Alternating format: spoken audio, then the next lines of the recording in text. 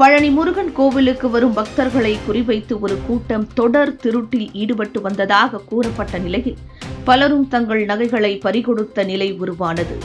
பக்தர்கள் மற்றும் உள்ளூர் வாசிகள் என பலரும் முருகா இது என்ன சோதனை என கண்ணீர் சிந்திய நிலையில் நேற்று நடைபெற்ற நிகழ்வு பக்தர்கள் மனதில் பால் வார்த்த வகையில் அமைந்தது.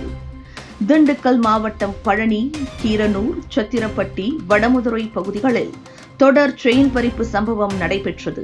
இது தொடர்பாக வழக்கு பதிவு செய்யப்பட்டு குற்றவாளிகளை போலீசார் தேடி வந்த நிலையில் இதுகுறித்து மாவட்ட எஸ்பி பிரதீப் உத்தரவின் பேரில் பழனி டிஎஸ்பி தனஞ்சயன் மேற்பார்வையில் சத்திரப்பட்டி காவல் நிலைய ஆய்வாளர் கவிதா தலைமையில் தனிப்படை அமைக்கப்பட்டது.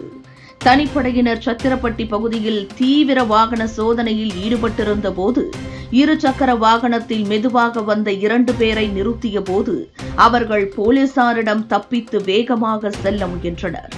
ஆனால் வேக தடையின் பின்னால் இருந்து யாரோ தள்ளிவிட்டது போன்று இருக்க இருவரும் கீழே விழுந்து காலொடிந்த நிலையில் கிடந்தனர்.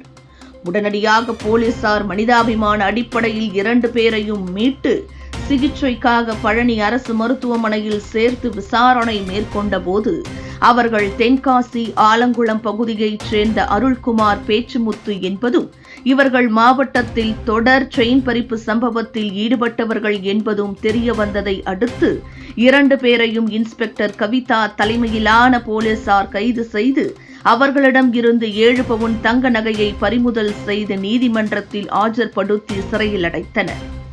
அந்த 7 பவுன் நகையும் பழனி முருகன் கோவிலுக்கு வந்த பக்தர்களில் சிலரதும் இருப்பதாக கூறப்படுகிறது. முருகன்தான் திருடர்களை சிக்க வைத்து இருப்பதாகவும் காவல்துறை சிறப்பான நடவடிக்கை எடுத்திருப்பதாக நகையை பறிகொடுத்தவர்கள் இப்போது கூறி வருகின்றனர்.